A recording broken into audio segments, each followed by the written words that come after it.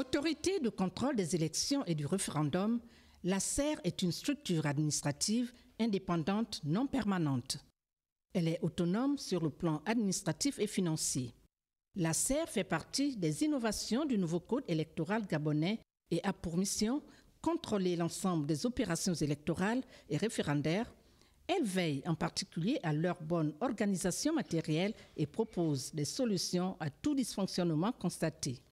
L'ACER s'assure du respect de la loi électorale, de la transparence, de la régularité et de la crédibilité des scrutins en garantissant aux électeurs ainsi qu'aux candidats en présence le libre exercice de leurs droits.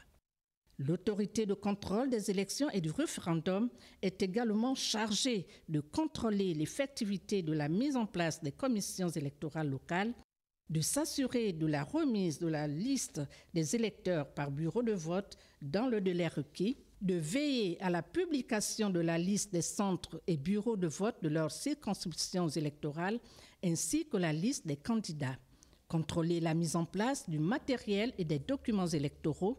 L'ACER doit s'assurer de l'effectivité de la collecte et la transmission des procès-verbaux des bureaux de vote au lieu de recensement et de centralisation des résultats.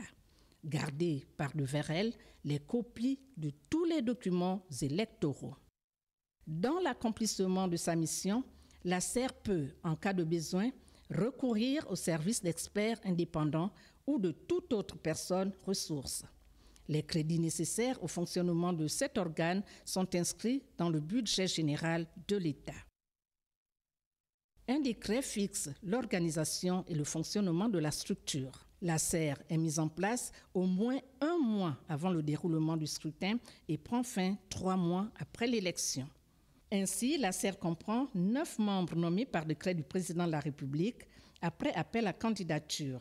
Les membres prêtent serment devant la Cour constitutionnelle. L'ACER est dirigée par un président, un vice-président, un rapporteur adjoint et un secrétaire général. Dans l'exercice de leurs fonctions, les membres de l'ACER ne reçoivent d'instructions ni d'ordre d'aucune autorité publique ou privée.